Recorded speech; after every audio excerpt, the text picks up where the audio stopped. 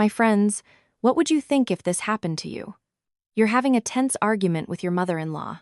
Suddenly, she empties 2 entire bottles of omega-3 supplements into her mouth. Seeing this, your brother-in-law, in a fit of madness, lands 8 brutal kicks to your stomach and sends you tumbling down a flight of stairs. Meanwhile, my husband watches me with an icy stare and, without a word, closes the door behind him. Barely able to move an arm, I felt shattered. I managed to call my mother. Mom, tonight you and the Reynolds family. They say knowledge is seeing through the world and literature is seeing through the feelings between people. Hello, I'm your narrator, bringing you stories from my subscribers adapted for you. My name is Olivia Collins.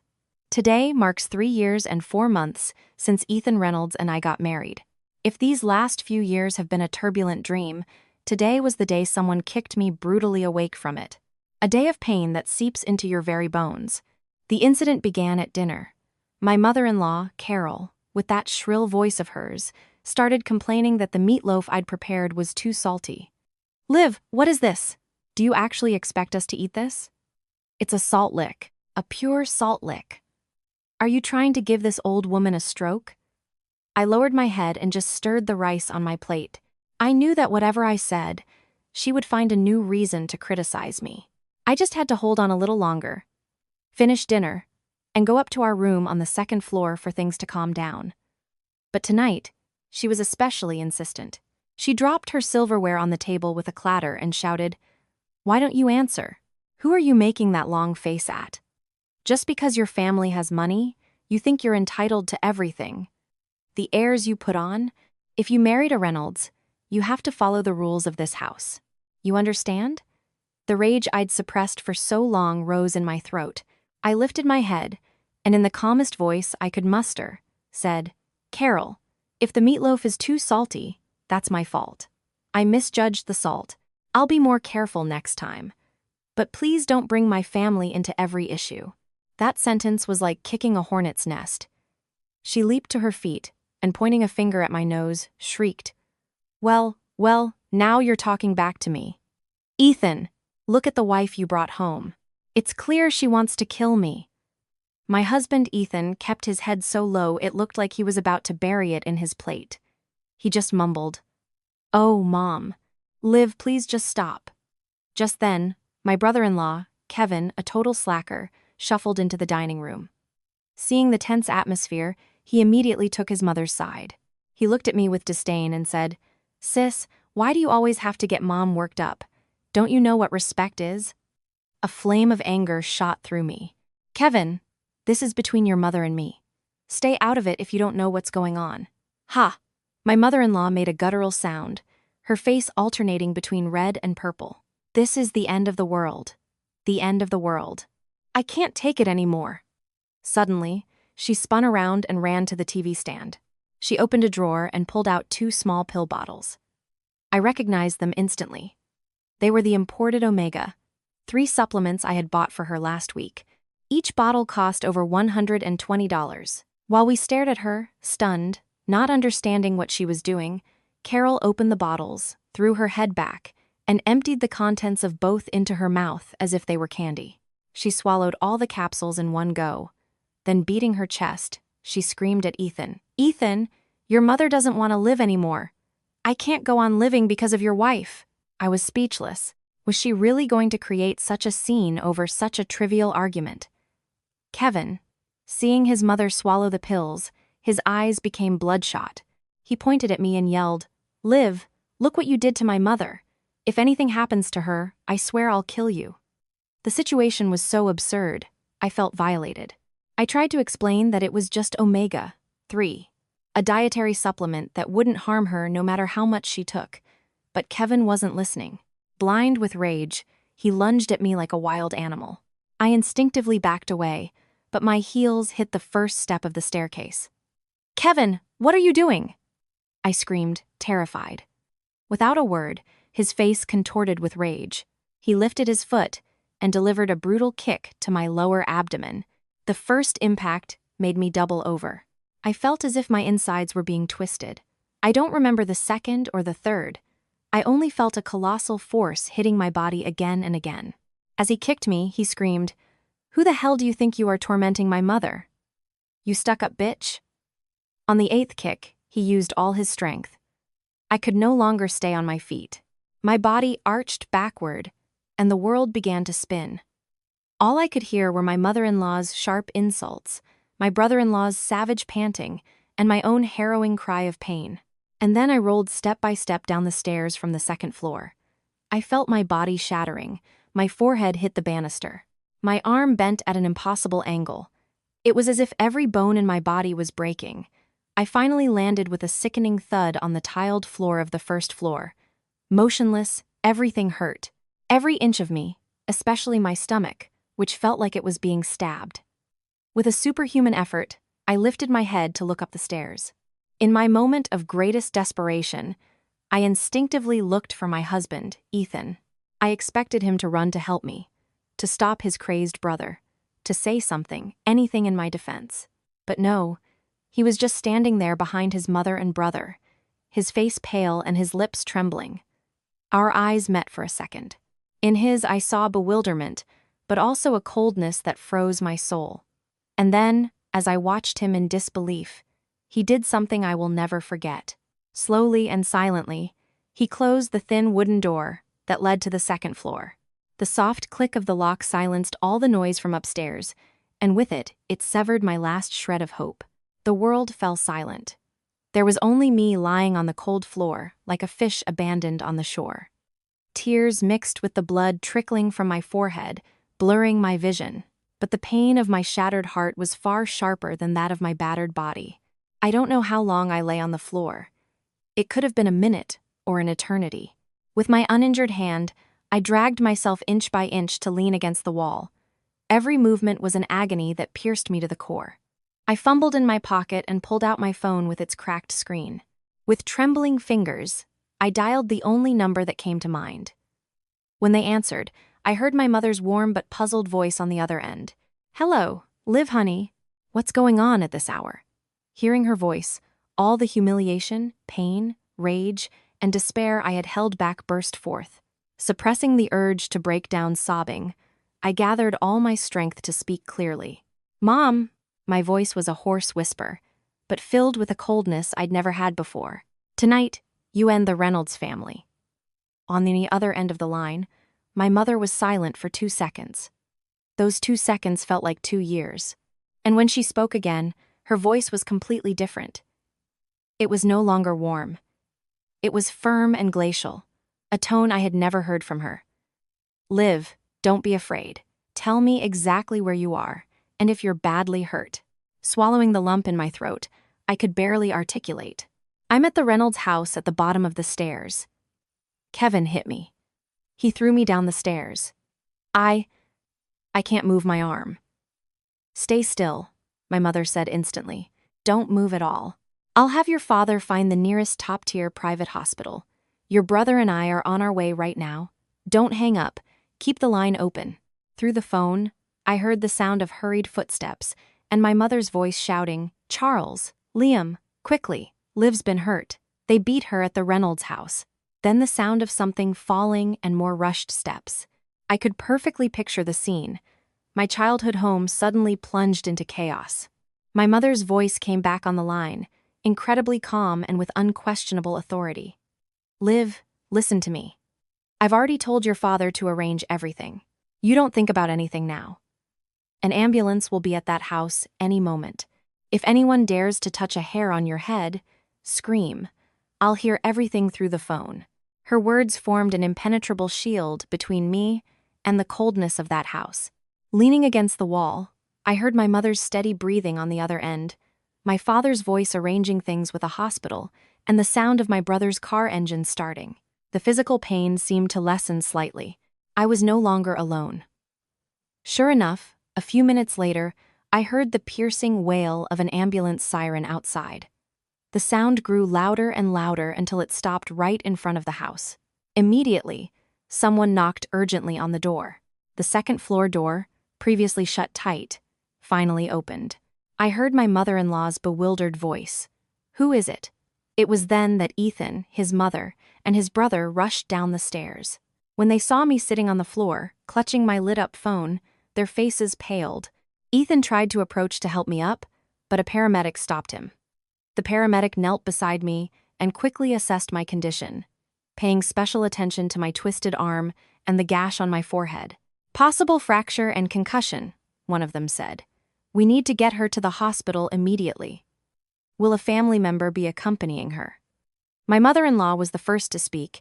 "Oh, for God's sake, she just slipped and fell. Is it that serious? Taking her to the local urgent care is enough."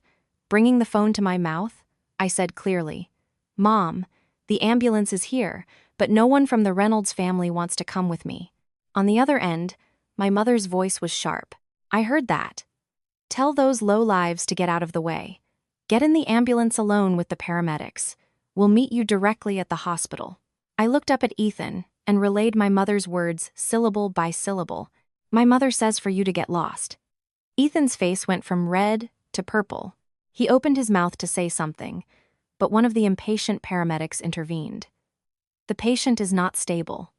We have to go now, please. A direct family member needs to decide." Finally, cornered by my icy gaze and the pressure from the paramedics, Ethan gave in. I'll go with her." Inside the ambulance, I closed my eyes so I wouldn't have to look at him. Sitting beside me, he began to stammer excuses. "Liv, please listen to me. Mom is old. Sometimes she loses her temper. And Kevin, he just got scared when he saw her." I was just in shock. I snapped my eyes open and glared at him. "Ethan, what your mother swallowed was omega-3. Your brother kicked me 8 times. And you closed the door. And now you're telling me you were in shock." I showed him my phone. "The moment you closed that door, we were finished." Seeing the phone screen still on the active call, his face turned white as a sheet. He couldn't say another word. The ambulance soon arrived at the premier private hospital in the city. As it stopped, I saw a group of people waiting at the entrance. At the front were my father, my mother, and my brother, Liam. Behind them were several men in suits with briefcases, who I assumed were lawyers and assistants. My mother, seeing me get out of the ambulance with a bandaged forehead and my arm in a sling, burst into tears. She ran to me, took my good hand, and said in a trembling voice, "My baby, how are you? How could they do this to you?" My father, his face a motionless mask, first spoke to the doctor to get an update on my condition. Then, he shot a murderous look at Ethan, who was trailing behind, unsure of what to do. Without a word to him, he turned to a man with glasses at his side. "Attorney Thompson, document the entire process and secure all the evidence. I want the injury report from the most reputable medical examiner, and I want all evidence collected immediately." The lawyer nodded. "Don't worry, Mr. Collins. Everything is already in motion." My brother Liam, usually so jovial, had eyes full of fury. He got right in Ethan's face, and though he lowered his voice, it sounded like the growl of a beast.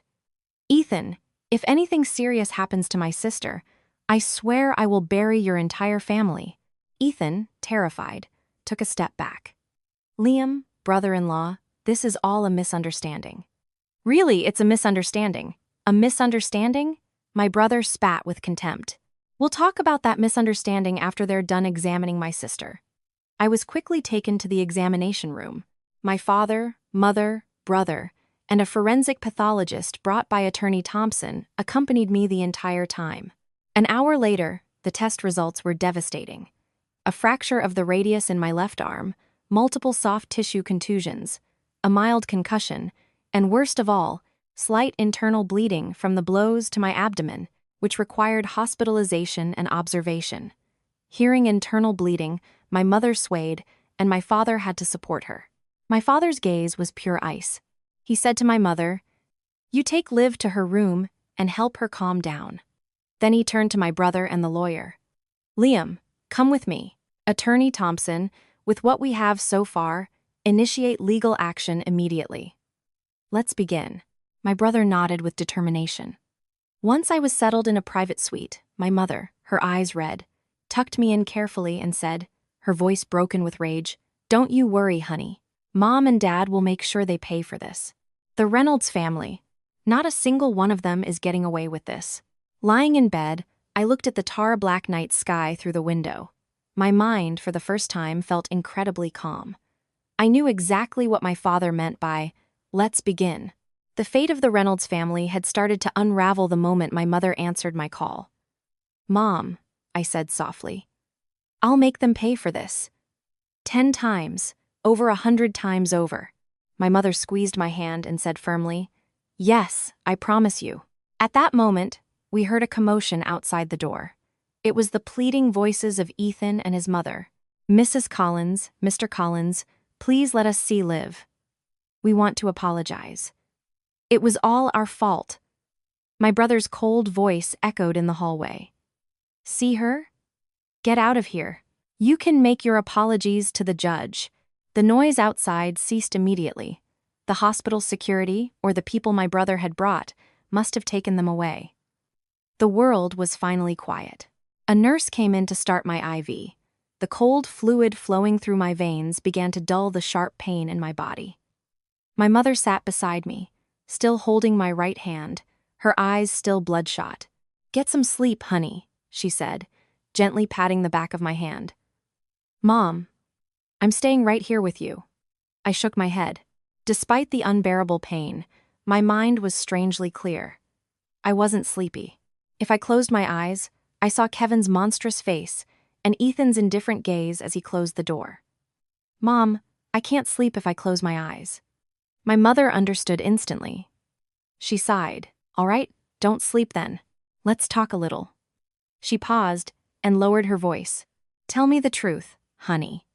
In these 3 years, have that old woman and Ethan made you suffer a lot?" A lump formed in my throat. Until now, I had always believed in not airing dirty laundry in public and only told them the good things so they wouldn't worry. But now that everything was out in the open, there was no point in hiding anything. I told her everything. How my mother-in-law criticized me for every little thing. How my brother-in-law acted like a parasite and looked down on me. And how Ethan always tried to downplay everything, unable to say a word against his mother. As I spoke, my mother's face hardened, and by the end, her hands were trembling with pure rage. So that's how it was. The Reynolds family. They thought the Collins daughter was some fool they could walk all over. At first, we thought that since Ethan was so timid, he would at least treat you well, but he turned out to be a spineless coward with no character or responsibility. As we were talking, someone knocked softly on the door. It was Attorney Thompson with a folder under his arm. With a serious expression, he addressed my parents. "Mr. and Mrs. Collins, we have the initial injury report for Liv." My father stood up immediately. "What does it say?" The lawyer opened the folder. "Fractured left radius. It will require a minimum of 3 months of recovery with immobilization, multiple soft tissue contusions, and a mild concussion, requiring complete rest." He paused, looked at me, and seemed to hesitate. "Say all of it. Don't hold back," my father said in a grave voice. "Liv needs to hear it, too." The lawyer nodded. "Furthermore, due to the multiple and severe impacts to the abdomen, she has suffered slight internal bleeding, although it's stabilized now. The doctor warns that she needs absolute rest, or there could be lasting consequences." He hesitated again, then added with extreme care, "The doctor indicates that abdominal trauma of this nature can affect the uterine environment, potentially complicating future pregnancies. It will require special monitoring." That last sentence hit my mother like a sledgehammer. She jumped up, her voice shrill. "What did you say?" "That those bastards tried to make my daughter barren." She turned to my father, crying. "Charles, did you hear that? The Reynolds family tried to kill our daughter." My father's face could no longer be described as stern. It was a livid mask, the calm before a storm. He took the report from the lawyer, glanced at it, and snapped it shut. "This report," he told the lawyer, "keep it as the primary piece of evidence." "And what about the things I asked you to investigate?" "We have a general overview," the lawyer replied. The Reynolds family's main source of income is a steakhouse in the city center, Reynolds Family Grill. The legal owner is Ethan's father, Richard Reynolds, but the ones who actually run it are his mother, Carol, and their son, Kevin. The property is leased, and the contract is up in 6 months. They recently placed a $1,200 order for supplies for the weekend. My father smiled coldly. Perfect. First, have our CFO speak with the owner of the building. Offer him double what the Reynolds are paying for rent. Have him terminate their lease immediately. Second, first thing tomorrow morning, contact the health department and the fire marshal. Have them conduct a full hygiene and safety inspection of Reynolds Family Grill. Third, call the director of that supplier, Great American Meats Supply. Tell him that from now on he is to do no more business with the Reynolds.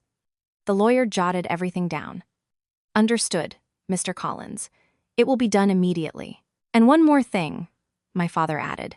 Ethan works at Pinnacle Realty Group, right? Call the CEO and let him know that the Collins family does not look favorably upon that employee. Understood. The lawyer nodded and left the room. Watching my father give orders with such determination, I felt the rage constricting my chest begin to dissipate. I knew my father was truly furious. This wasn't a simple squabble. It was a declaration of war to uproot the Reynolds family entirely. Just then, the room door opened again. It was Ethan. He was carrying a fruit basket and entered hesitantly with a servile smile on his face. "Mr. Collins, Mrs. Collins," he said, then looked at me. "Liv, are you feeling a little better? I brought you some of those grapes you like." My mother spun around, pointed at him, and yelled, "Who do you think you are calling us that? Get out of here, Ethan. You don't belong here." Ethan flinched at her shout, but insisted on coming in and placing the fruit on the bedside table. He looked at me, forcing a pitiful expression. "Liv, I know you're hurt. Mom and Kevin went too far. I apologize on their behalf." "I'm truly sorry, Ethan," I interrupted him, my voice icy. "If my mother had been the one rolling down the stairs today, if my brother had been the one kicking her, and if I had been the one to close the door, would you accept my apology?" My question left him speechless, his face turning beet red. After a long silence, he managed to say, "But we're family. Do you really have to take it this far, Liv? For the 3 years we've been married, can't you forgive us just this once? My mother is sick right now, too. In bed, I was wrong. I promise, from now on, I'll always be on your side." 3 years of marriage. His hypocritical face made me nauseous. "The moment you closed that door, there was nothing left between us. Your mother is sick? Your brother nearly kicked me to death. The doctor says I might have permanent damage and may not be able to have children." Ethan was petrified, as if he hadn't imagined my injuries were so severe. "Permanent damage?" he asked, almost unconsciously. I turned my head to the window, unwilling to look at him anymore. It was my mother who answered, her voice cutting like ice. "Listen carefully, Ethan. My daughter has a broken arm, a concussion, and internal bleeding. The doctor says that because of this assault, she could have trouble getting pregnant. Your family, the Reynolds family, you are heartless monsters. Now take those rotten grapes and get out of here. If you have anything to say it to our lawyer." Ethan was completely undone. He looked back and forth between my parents, whose eyes were shooting sparks, and me. He seemed to realize the situation was far more serious than he had thought. His lips trembled as he tried to say something more. At that moment, my brother Liam came in, grabbed him by the collar, and dragged him roughly outside. "Don't you get it? I told you to get lost." He shoved him out of the room, slammed the door, and threw the bolt. From outside, we could hear Ethan's desperate shouts. "Liv! Mr. Collins! Mrs. Collins! I'm sorry. Please give me another chance." But inside, no one was paying him any attention. I knew my heart had closed forever to him and his family. I finally broke down and cried, but they weren't tears of sorrow. They were tears of determination. "Dad," I said, "I want a divorce, and I'm going to make the Reynolds family pay for everything they did to me today." My father came over, put a hand on my shoulder, and looked at me with firm eyes. "Don't worry, sweetheart. I promise you, not a single one of them will get away." The room was finally completely silent. Ethan's voice had vanished from the hallway, as if a dirty stain had been wiped clean. My mother went to the bathroom and returned with a warm towel to gently clean my face. My father stood by the window, speaking quietly on the phone. "Yes, full pressure. No mercy. I knew the net was already closing around the Reynolds family. My body still ached, especially my abdomen, which burned with the slightest movement. But strangely, my heart no longer felt heavy. Maybe it was because I had let it all out. Or maybe it was because my parents and my brother had sided with me without a moment's hesitation. A nurse came in to change my IV and reminded me I needed absolute rest. When she left, we were alone again. My brother pulled up a chair and sat beside me, still fuming. Damn it. The more I think about it, the more my blood boils. I must have been blind. That bastard Ethan seemed like a decent, harmless guy. If I had known he was such a spineless piece of crap, I never would have let you marry him. His words unlocked a drawer in my memory. It was true. Why had I thought Ethan was a good person? Now, in hindsight, beneath that nice guy facade, a minefield had already been laid. I met Ethan at a friend's gathering. I had just graduated from college and was working at my father's company. He came with a friend. He was well-dressed and quiet, sitting in a corner, silently listening to the others' conversations, smiling occasionally. He seemed like a very calm man, different from the other guys who were constantly showing off. When the party ended, it was raining, and he didn't have an umbrella. Since I had a car, I offered him a ride. He sat in the passenger seat a bit awkwardly, thanking me profusely. As he got out of the car, he hesitated for a moment and asked, "Liv, could I buy you a coffee sometime to thank you?" His cheeks were slightly flushed and his gaze was nervous. At that moment, I thought he was a genuinely pure and sweet man. After that, we started dating. He was very thoughtful. He remembered I didn't like cilantro. He would peel shrimp for me, and he always carried a spare umbrella on rainy days. He wasn't a man of big words, but his actions seemed to show he cared for me. Back then, I thought the most important thing was to find a decent guy who treated me well. The first time I went to his house to meet his parents, I had a strange feeling. They lived in an old small apartment, but it was relatively clean. However, there was an oppressive atmosphere. His mother, Carol, took my hand and said, "Liv is so beautiful. They say your family has a big company, don't they?" But her eyes scanned me from head to toe. My purse, my shoes. Her gaze held a mixture of envy and indecipherable scrutiny. During dinner, she kept putting food on my plate, saying, "Eat up, eat up. You're too thin," while she was actually interrogating me about my family situation, what my parents did, how big the company was, how much we earned. Ethan, beside her, just smiled uncomfortably and occasionally interjected with, "Mom, why are you asking so much?" But he would fall silent as soon as she shot him a look. His father, Richard, was a taciturn man who barely spoke all evening. His brother, Kevin, who was in vocational school at the time, ate noisily and had an unpleasant stare. After that day, my parents weren't very convinced. My mother told me, "Honey, that family seems very interested. And that boy, Ethan, he completely shrinks in front of his mother." But I, blinded by what I thought was love, and because he was attentive to me, told them, "Mom, Ethan is Ethan, and his family is his family. I'm not going to live with his parents forever. And what's wrong with him being timid? It's much better than guys who are all talk." My parents, unable to persuade me, agreed to the marriage.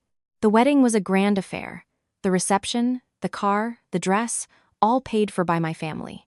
They thought that as their only daughter, I deserved a spectacular wedding and that my happiness was all that mattered. The Reynolds family, without spending a dime, gained a great deal of prestige and were thrilled. Now I realized the seeds of conflict were sown on our wedding day. During the reception, Carol took my hand and, with a smile that accentuated her wrinkles, said loudly enough for all the guests to hear, "Oh my, Ethan is so lucky marrying a millionaire's daughter. From now on, the Reynolds family is going to live much better, thanks to Liv." At the time, I just felt embarrassed, and Ethan beside me simply smiled. Later, I understood the meaning of those words. They saw me and my family as a financial safety net they could tap into whenever they wanted. After we got married, we moved in with my in-laws. The Reynolds didn't have the money to buy a new house. My parents offered to buy one for us, but I refused. I thought that if my family bought us a house, it would hurt Ethan's pride. How naive I was. Living under the same roof, the conflicts erupted. Carol criticized me for everything. If I bought new clothes, she accused me of being a spendthrift. If I ordered takeout after a long day at work, she called me lazy. If I used my salary to buy a gift for my mother, she would lecture me for days, saying that now that I was married, I only thought about my own family. And the irony was that while she criticized me for being a rich girl, she had no qualms about asking me to use my family's connections to find a job for Kevin or to bring customers to their restaurant. And Ethan, every time I argued with his mother, his response was always the same. Liv, Mom's old. Just be patient. She's my mother. What do you want me to do? Once I was so angry, I called him a mama's boy, and we had a huge fight. He clutched his head, sat on the floor, and said in anguish, Liv, I don't want this, but she's my mother. She gave birth to me and raised me. How can I go against her? Please try to understand me. In that moment, seeing his pathetic figure, my heart grew cold. If I understand you, who understands me? But for the sake of our 3-year relationship, I gave in again. I thought if I just endured, the family would stay together. Now I realize that in their eyes, my patience was just weakness. They had gotten used to walking all over me, thinking they always could. Did Carol dare to threaten me with Omega? 3. Kevin dared to beat me, and Ethan dared to coldly close the door because they thought Liv was a pushover and that the Collins family, to keep up appearances, would tolerate anything. Liam, I said, emerging from my thoughts and smiling faintly at my still furious brother. Better late than never. My brother nodded firmly. No, it's not too late.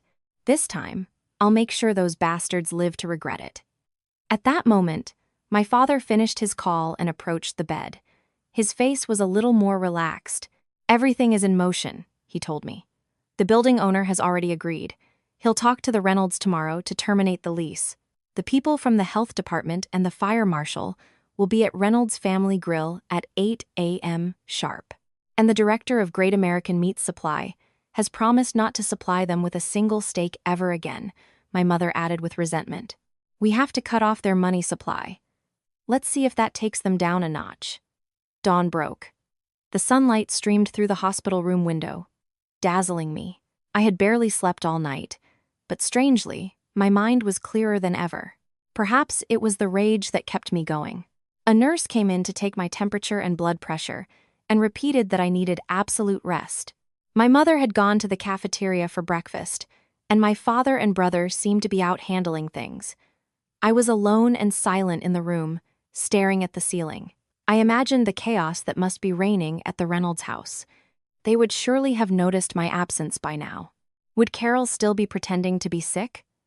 Would that animal Kevin feel any remorse? Or would he still think he was right? And Ethan, would he still be making excuses for his mother and brother, trying to figure out how to win me back? I was lost in thought when the door opened silently.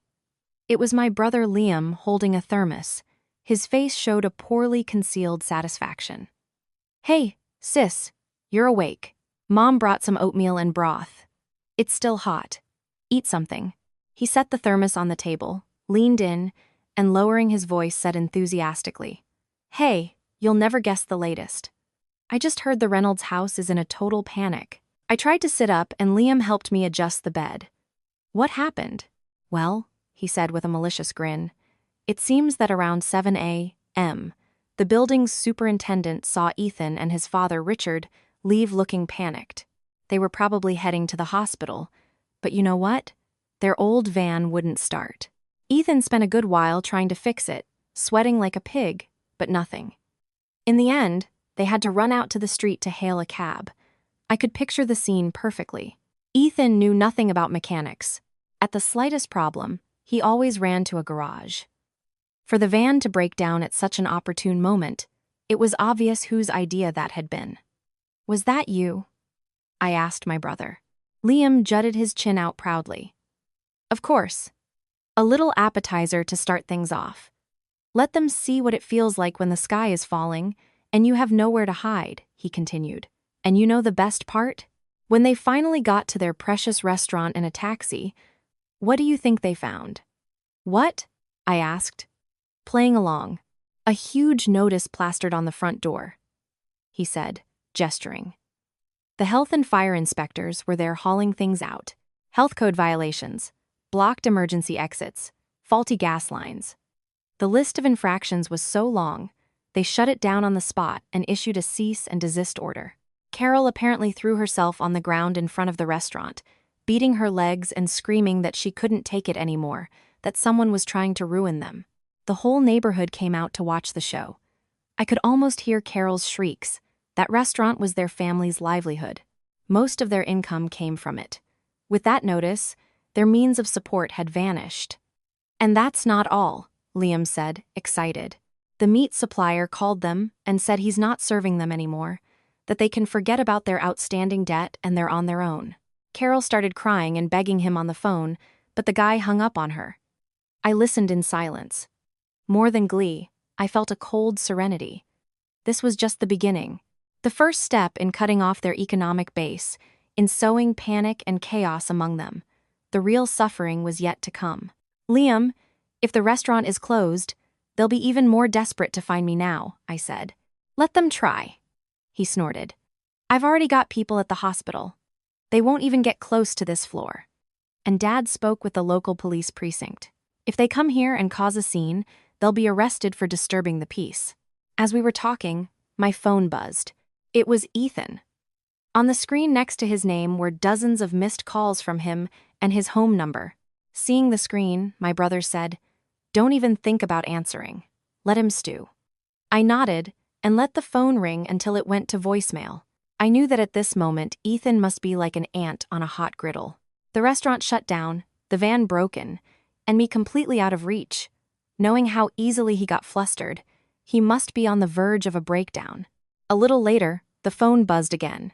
A text message from Ethan, of course. "Liv, I know you hate me. It's all my fault. Mom had an anxiety attack and is at the clinic on an IV. They shut down the restaurant because of an anonymous complaint. The house is a mess. Please pick up the phone or at least tell me which hospital you're in. I'll come see you. We need to talk." I passed the phone to my brother. He read it and scoffed. An anxiety attack? The woman who can swallow 2 bottles of omega-3 without blinking. Now she has anxiety attacks. Who is she trying to fool? The house is a mess? Oh, I feel so bad for them. And this is just the beginning. Liam took my phone and replied to the message. "Ethan, Liv needs to rest. She said she doesn't want to see anyone from the Reynolds family. If you have something to say, speak to my lawyer and tell your mother to stop with the theatrics before she fakes herself into a real problem." After sending the message, he blocked Ethan's number. "There. No more noise," he said. I knew that message would be a bucket of cold water on Ethan's last hopes. He would realize that his tears, his apologies, and his pleas were now useless. My mother returned with hot breakfast. Seeing my calmer face, she seemed a bit relieved. As she fed me, she said, "I just heard downstairs that the CFO has already closed the deal with the building owner. We're paying the penalty for breach of contract to have them evicted today." "Evicted?" My brother intervened. "Isn't that doing them a favor? The location's not bad." Just then, my father entered and continued the conversation. His tone was calm, but carried an irrefutable authority. "We're not leasing it for ourselves. We'll leave it empty or lease it to someone else, but never again to the Reynolds family. They need to learn that in this city, if you mess with the Collins family, you'll have nowhere to fall." I took a sip of the warm oatmeal. It soothed my stomach. I knew my father wasn't bluffing. He was stating a fact. The Reynolds family was like a frog in a tiny pond. The sky they had known until now was only as big as my family had allowed it to be. And now, the mouth of that pond was about to close. "Dad, if the restaurant is gone, they have no income. A guy like Kevin, when cornered, is capable of anything," I said. Kevin's impulsive nature made me think he could do something crazy. My father nodded, his gaze sharp. "Don't worry, I've already had someone put on him. If he makes the slightest wrong move, we'll make him pay for all his past crimes." As we were talking, Attorney Thompson knocked and entered. He was holding a tablet. His expression was serious but with a hint of excitement, as if he had found a new lead. "Mr. Collins, Liv," he greeted. Following your instructions, we've investigated Kevin Reynolds further and discovered something unexpected. We all looked at him. He turned on the tablet. In November of last year, Kevin Reynolds was arrested at an illegal gambling den. He was involved in a fight over debts and assaulted someone. The case was closed with a plea bargain. Illegal gambling den? Assault? I was stunned. I knew Kevin was a lazy parasite, but I didn't know he was also a gambling addict. Did Carol and Ethan know? They almost certainly did. Perhaps they had covered it up, paying off his debts with family money. Damn it! So, he's a gambler too, my brother exclaimed, slapping his thigh. This is getting interesting. Although the matter was resolved with a plea bargain, the lawyer continued. This prior incident gives us a lot of leverage, especially if we can find the victim he assaulted. Can we find him? My father asked. We're already looking, the lawyer replied confidently. If we find him, we can offer our support for him to undergo a new medical examination. If it's shown that the assault constitutes a felony, we can press criminal charges against Kevin, in addition to the illegal gambling offense itself. I looked at the records on the tablet and felt a chill. The Reynolds family was a much deeper pit of filth than I had imagined. Carol, who prided herself on her respectability, had raised a son who gambled and beat people. What irony. At the same time, I felt an even more intense hatred. That scum with a criminal record had dared to do what he did to me, and Ethan and Carol had allowed it. Find him, my father told the lawyer in a firm voice. Whatever it costs, find that victim. We will make Kevin Reynolds pay for everything he has done with the most severe consequences. Yes, sir. Attorney Thompson put away the tablet and left. The news the lawyer brought was terrifying, that Kevin was a gambling addict with a record for assault. Until now, I had only considered him a despicable freeloader.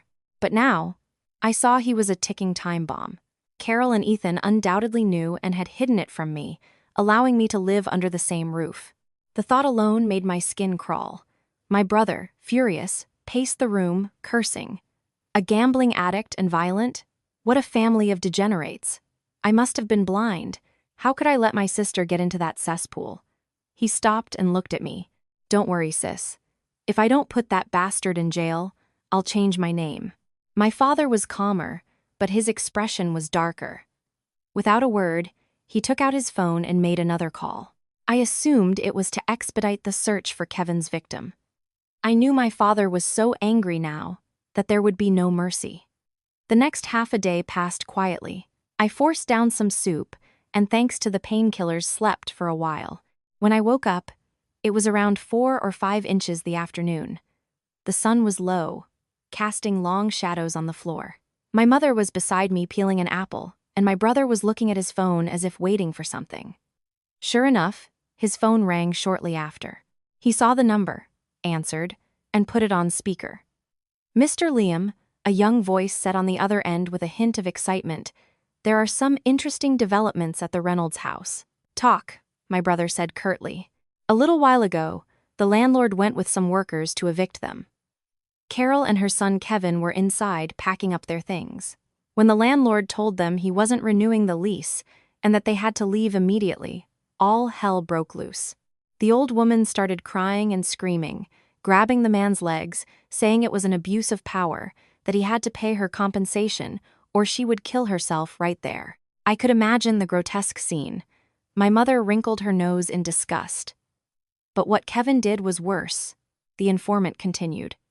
He pulled out a pocket knife and threatened the landlord. Luckily, we had 2 of our guys among the onlookers, and as soon as they saw things getting ugly, they jumped him and subdued him. The landlord stood his ground and called the police. Did the police come? My brother asked. Yes, 2 officers. As soon as Carol saw them, she threw herself on the ground, screaming that they had hit her, that she was having a heart attack. But you know what? The neighbors and the owner of the supermarket across the street all testified in favor of the landlord. They said the Reynolds started screaming first, and that Kevin even pulled a knife. The police checked the security cameras, and since the evidence was clear, they took Kevin into custody. For obstruction of justice and threatening with a weapon, he'll get between 5 and 10 days in jail. They warned Carol that if she kept up the act, they'd take her in too. Good! My brother exclaimed, slapping his thigh and laughing with rage. Let them make a scene. The bigger the better. Let the whole neighborhood see what kind of trash they are. After hanging up, he turned to me, elated. Did you hear that, sis? That bastard Kevin is in a holding cell. At least we'll have some peace for a few days. It was excellent news. With Kevin arrested, it was like a fang had been pulled from the beast. At least for a while, he couldn't hurt me, and with this scandal, what little reputation they had left would be down the drain. And Carol? I asked. What's she going to do? My brother said with contempt. She'll go crying to her darling eldest son Ethan, begging him to fix it, as if that useless coward could fix anything. Sure enough, not even 30 minutes had passed when my phone rang again, an unknown local number. I assumed it was Ethan calling from a different phone. I looked at my brother, and he nodded, signaling me to answer and put it on speaker. I took a deep breath and swiped to accept the call, saying nothing. Instantly, I heard Ethan's voice on the other end, broken by sobs, anxious and desperate. Liv, is that you? Liv, please get Kevin out of jail. The police took him. And what does the police taking him have to do with me? I said coldly. The landlord was trying to kick us out, he said hurriedly. And Mom and Kevin got a little agitated. That's all. They didn't mean it, Liv. I know you're angry, but Kevin is my brother and your brother-in-law. If he gets a record, it will ruin his life. Please talk to your parents. Tell them to have the landlord drop the charges. We can't lose that restaurant. Even now, he was defending his brother and only thinking about the restaurant. The last shred of compassion I might have had for him vanished completely. Listen to me carefully, Ethan. First, Kevin threatening someone with a knife is a crime. The police arrested him, and they did what they had to do. Second, that space belongs to the landlord, and he decides whether to lease it or not. Third, your family's problems have nothing to do with me or my family anymore. Don't call me again. Liv, how can you be so cruel? He sobbed on the other end. We were married for 3 years. Are you just going to stand by and watch my family fall apart? My mother collapsed. Kevin is in jail, and we've lost the restaurant. What am I supposed to do? What are you supposed to do? I repeated his words, and a bitter laugh escaped me. Yesterday, when your brother was kicking me, when you closed the door, did you think about what I was supposed to do? Ethan, you brought this on yourselves. Now deal with the consequences. With that, I hung up, giving him no chance to reply, and blocked that number too. The world fell silent again. That's how you do it, sis, my brother said, giving me a thumbs up. You have to be tough with people like that. They don't deserve an ounce of kindness. My mother, relieved, added, You've finally gotten rid of that leeching family. Well done, honey. I knew I had crossed a point of no return with the Reynolds and with Ethan, and I was glad.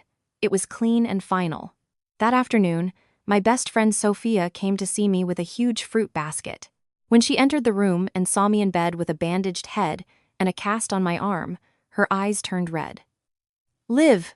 She ran to the bed, careful not to touch me. What happened? We just talked yesterday and you were fine. The Reynolds, those bastards. I knew they'd do something to you.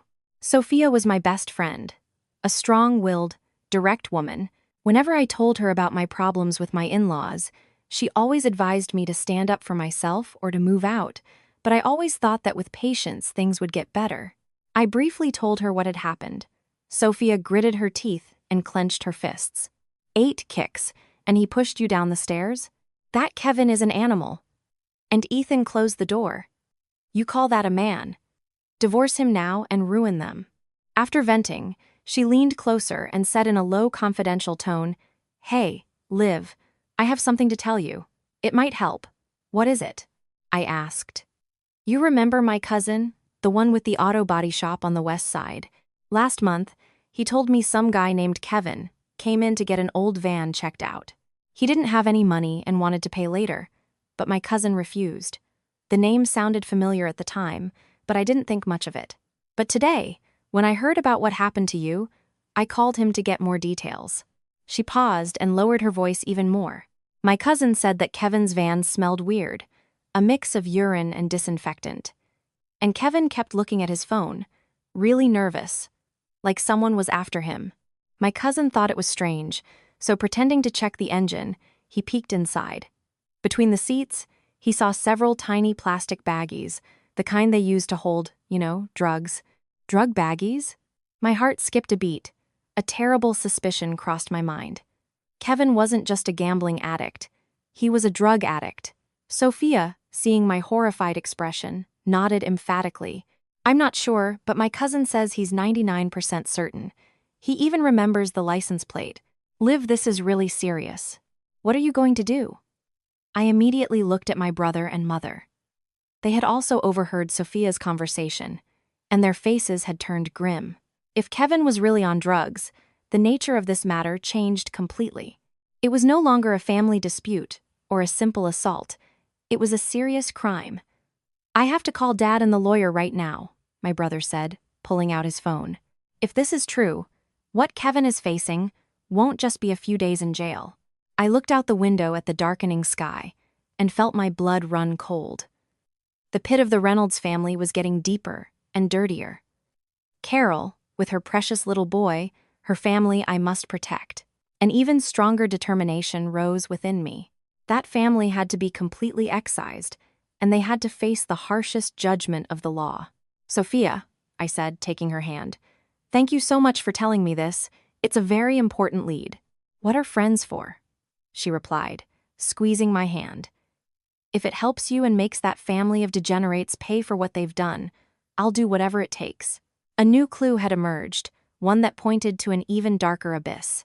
Now, the fist that was about to strike Kevin Reynolds could be clenched even tighter. Drugs. The possibility that Kevin was using drugs was far more terrible and unimaginable than gambling or violence. If it was true, he wasn't just an irredeemable piece of human garbage, but also someone capable of dragging his entire family to hell at any moment. My brother Liam was the first to react. He left the room with his phone pressed to his ear. I assumed he was calling my father and Attorney Thompson. This was too serious. They had to act immediately. My mother put a hand to her chest, pale as wax. Oh my God, how awful.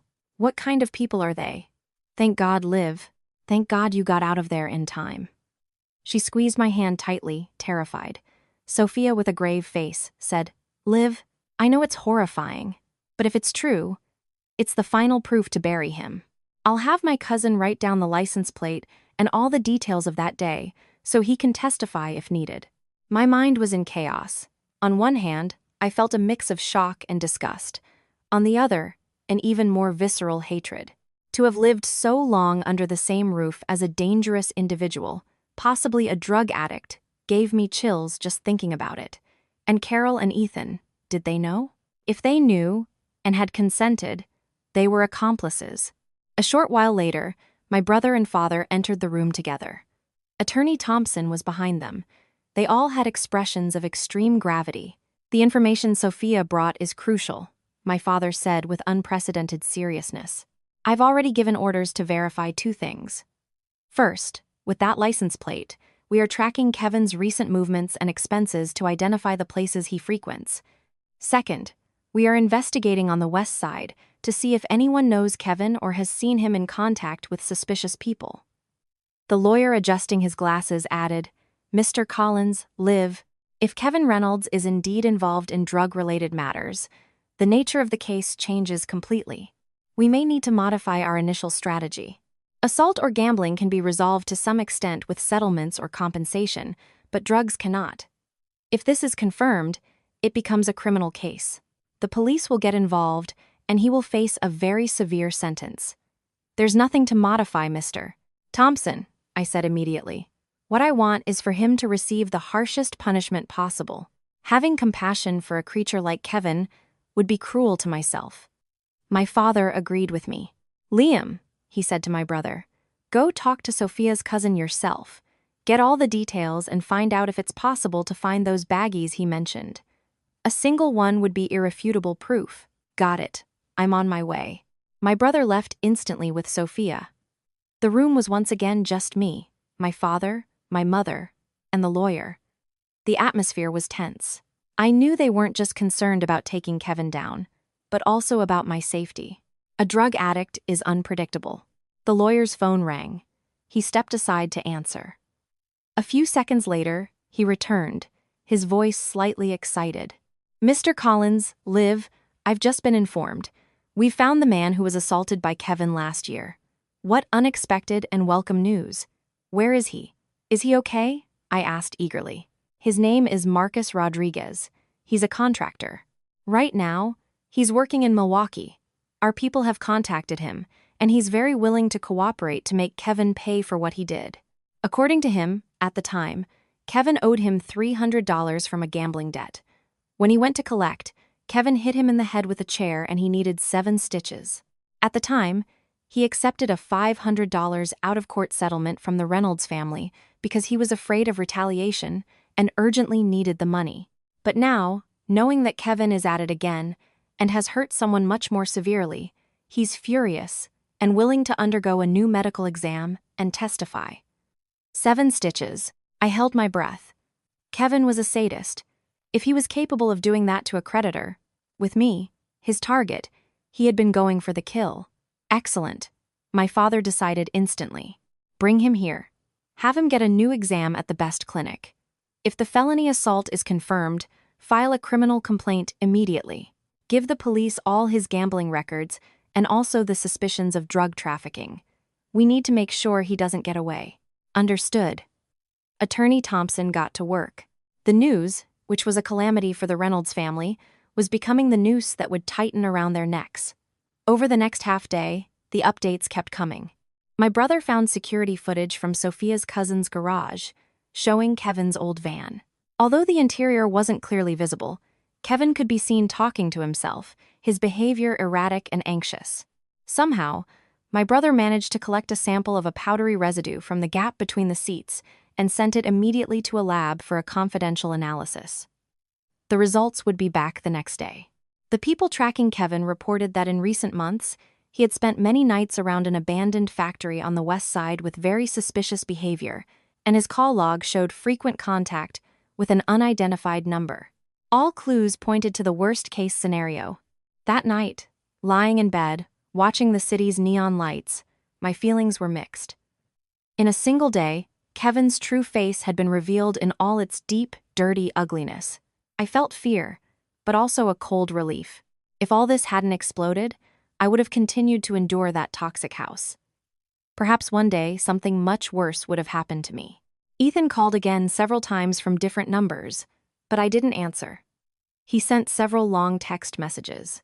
At first, he pleaded, then he complained. "Liv, you're too cruel. You won't stop until you see my whole family destroyed. Despite everything, we were husband and wife. How can you have such contempt for our years together?" I read the message and smiled bitterly. Our years together. When his brother was trying to kill me, when he closed the door, where were our years together? Now that he's scared, he's asking for forgiveness. It's too late. I blocked that number too. The world was finally completely silent. I knew that at this hour, the Reynolds house must be a living hell. Carol faking illness. Kevin in a holding cell. The restaurant shut down, the lease lost. Suppliers gone, the van broken. Ethan and his quiet father must be stumbling around like headless flies. And this was just the beginning. When Marcus Rodriguez had his new medical exam, when the lab results came back, when the police officially intervened, I slept poorly that night. In my head, Kevin's monstrous face and Sophia's words about drugs and baggies replayed over and over. Fear seeped into my bones like a worm. I woke up in the middle of the night, drenched in a cold sweat, after a nightmare where Kevin was chasing me with a syringe. Outside, the day was dawning bright, but the sun couldn't dispel the darkness in my heart. The nurse came in to change my medication. The cast on my arm was a heavy reminder of everything that had happened. My mother, seeing my pale face, asked with concern if my wound hurt, if I had slept badly. I shook my head without saying anything. That fear couldn't be expressed in words. Around 9 a.m., Attorney Thompson and my brother entered together. My brother's face showed the fatigue of a sleepless night, but his eyes shone like a hunter who has cornered his prey. The lawyer, serious as always, held an envelope. "Sis, we have the lab results," my brother said. unable to contain himself. His voice was low, but charged with excitement. My heart pounded, and the lawyer opened the envelope, took out a report, and with a grave expression, said, "Liv, the analysis of the powder collected from Kevin Reynolds' vehicle has tested positive for methamphetamine." Even though I expected it, hearing the word methamphetamine sent a chill down my spine. My hands instantly went cold. So, it was true. Kevin was on drugs. He wasn't just a gambling addict and violent. He was a drug addict. My mother gasped, covering her mouth with her hands, and started to cry tears of fear and rage. Oh my God, how is this possible? And Liv was living under the same roof as that monster. What if he had snapped? My father's face turned livid. He clenched his fists and asked the lawyer, "Does this analysis have legal standing as evidence?" "This report," the lawyer nodded, "was issued by an accredited third-party lab and has high value as an indicator. For it to be conclusive evidence in a trial, it would ideally be obtained legally by the police during their investigation. However, this is more than enough to provide the police with a clear lead and request that they open an investigation." "And Mr. Marcus Rodriguez?" my father asked again. "We've already brought him here. He's staying at a nearby hotel and will undergo a new examination at an accredited facility this morning. Judging by his medical history and photos of the wound, it's highly likely the felony assault charge will be confirmed." "Perfect," my father said firmly. "As soon as we have the results of the new exam, if the felony is confirmed, gather all the documentation, Kevin's gambling history, the drug addiction evidence, and present it all in a formal complaint to the police.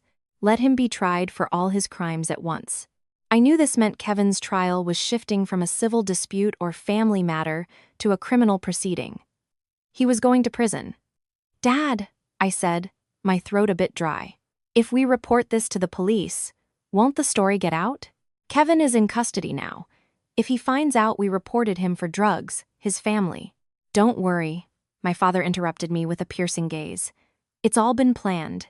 The complaint will be filed for the assault on Marcus Rodriguez, and the information about the drugs will be provided to the police as an additional tip for them to investigate discreetly. Nothing will be leaked until they have enough evidence to arrest him. The Reynolds family is so overwhelmed right now, they won't even imagine we've gone this far." I felt a little more at ease. My father, as always, was a strategist. He had everything meticulously planned. Just then, my phone buzzed. A new message from a completely unknown number. I opened it, and the content surprised me. "Miss Olivia Collins, this is Javier, a colleague of Ethan Reynolds. I'm sorry to bother you. Ethan was fired from the company this morning for a serious breach of the code of conduct. He is in a very unstable mental state. He may try to find you. Please be careful." Ethan had been fired. I showed the message to my father, brother, and the lawyer.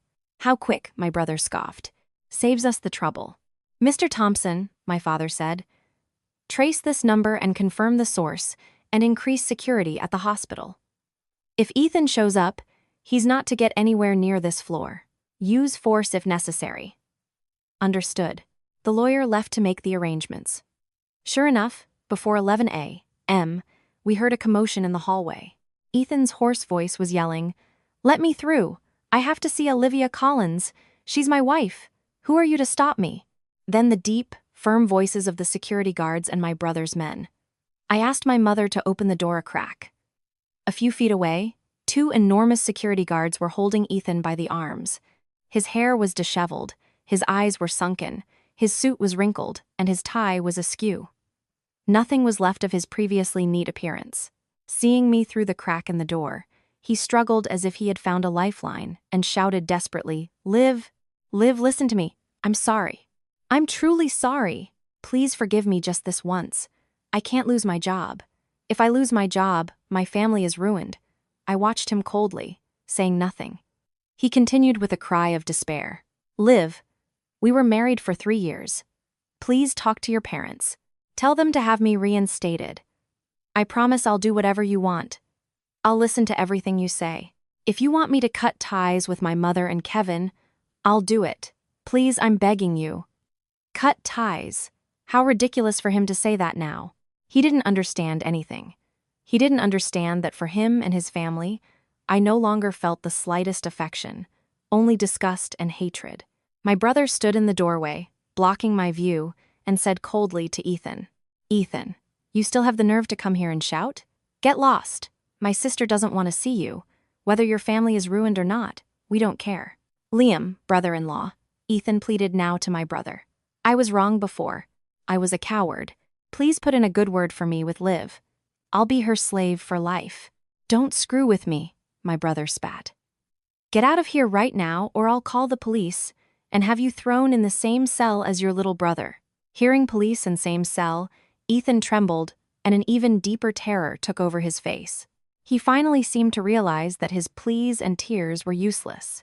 He collapsed like a house of cards, and the 2 security guards dragged him away.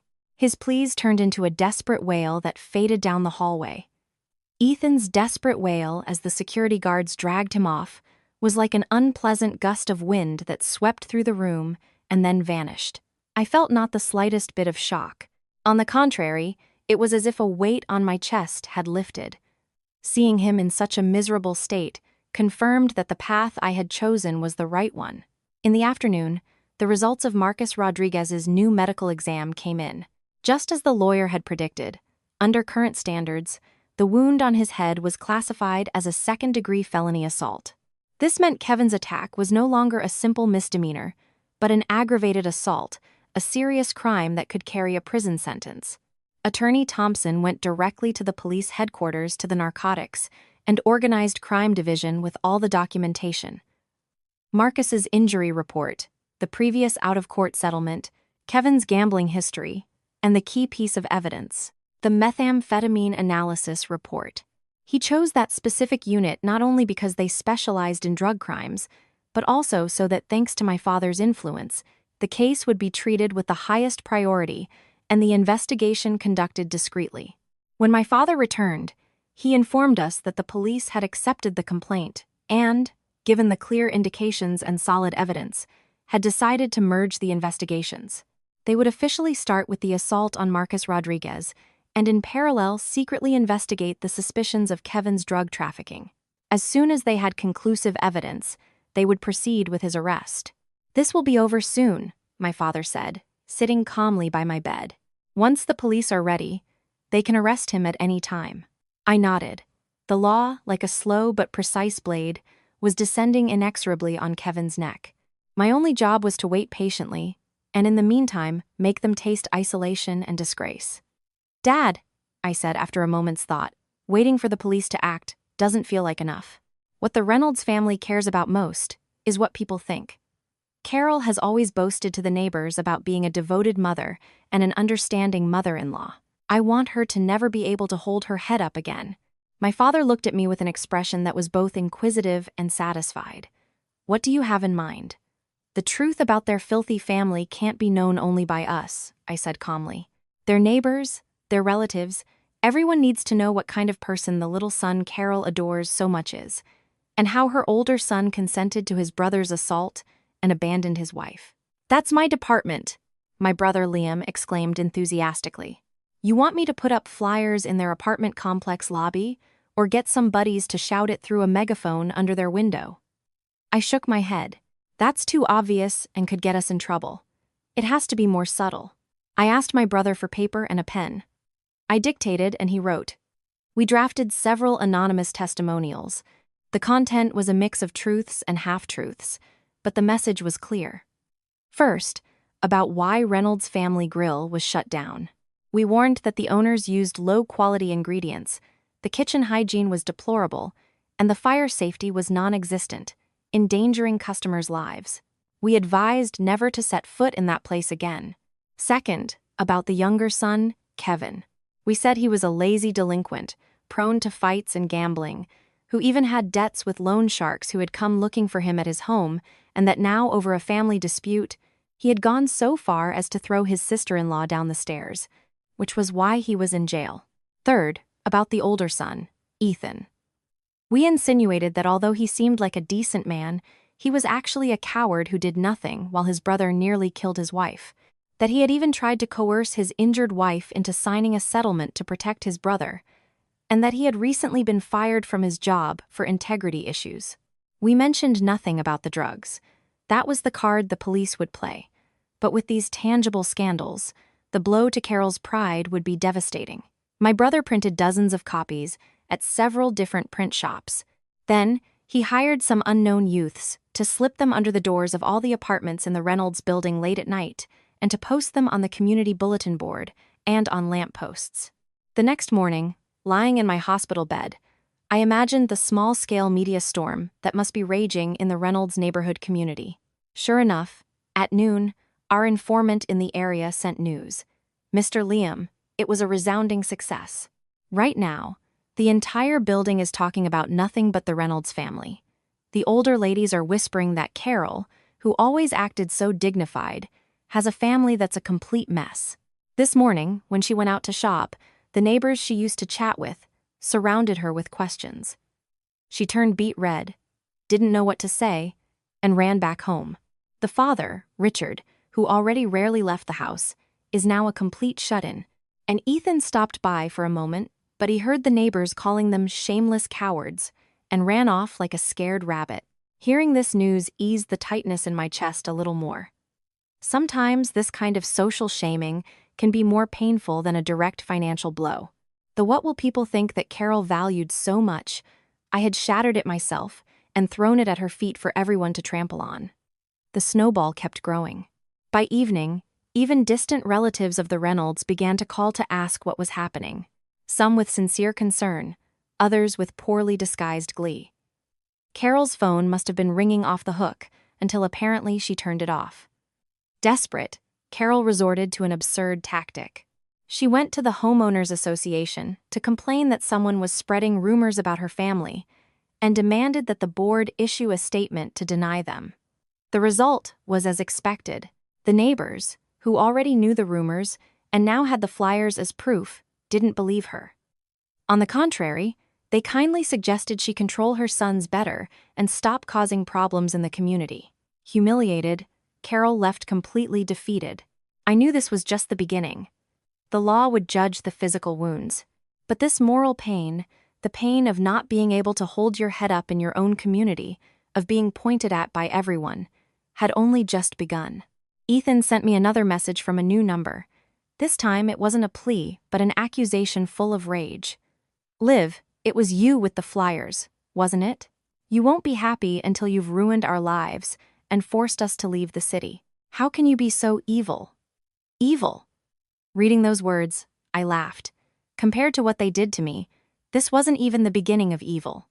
I replied with just one word and blocked that number too. My reply was karma. Karma. After sending that one word, I felt an immense relief, as if I had drunk a glass of ice-cold water in the middle of summer. What face would Ethan make? Rage? Desperation? I didn't even want to think about it. The Reynolds family was like a rat in a trap. The more they struggled, the faster they would sink. All I had to do was watch coldly from the shore. The rumors spread faster than I expected. My brother's informant kept sending updates. The Reynolds family had become the laughingstock of the neighborhood. Carol no longer left the house, and it was her husband, Richard, who secretly bought groceries in the dead of night.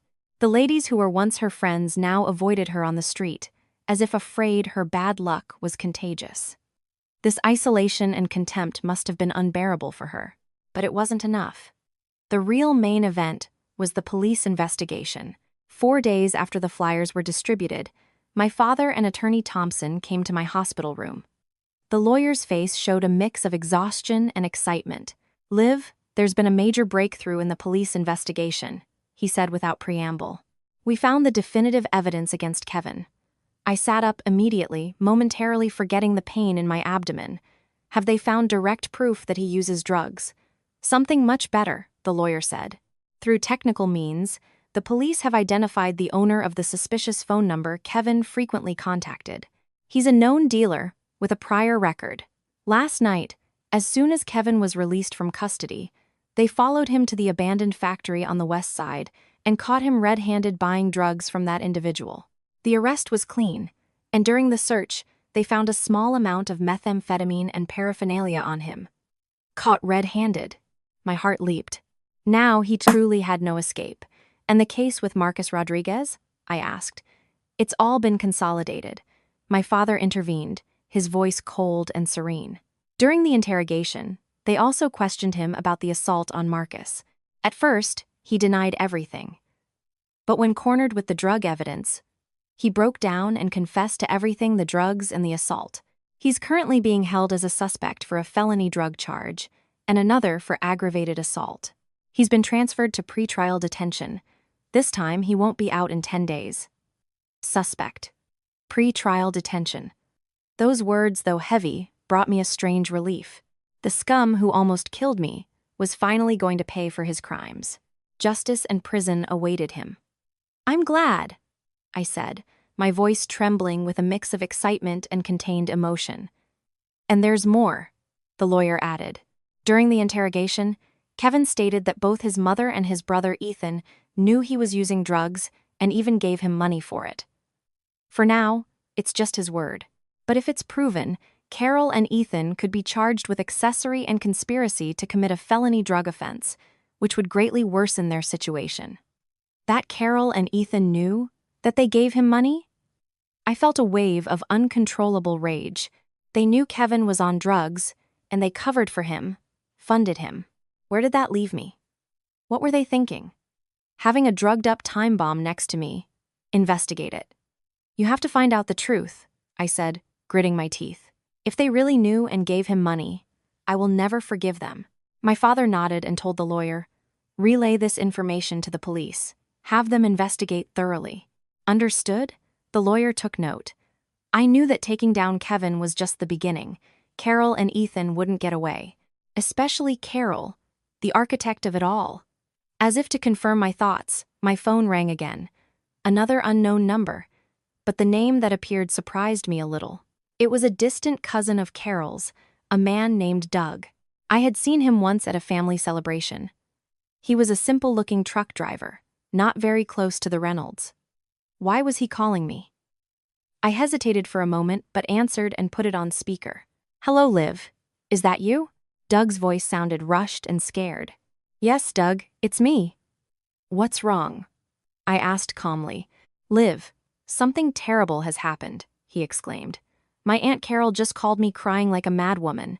She says the police took Kevin, that they're accusing him of drugs, and he's going to prison. When she heard that, my aunt fainted. Fainting? I froze for a second, faking it again. What new drama was this? As if reading my mind, Doug let out a bitter laugh. This time, it seems to be real. They notified her from the courthouse about Kevin's trial date, and in that instant, she clutched her chest and collapsed a massive heart attack. They saved her life by a miracle, but she's in serious condition.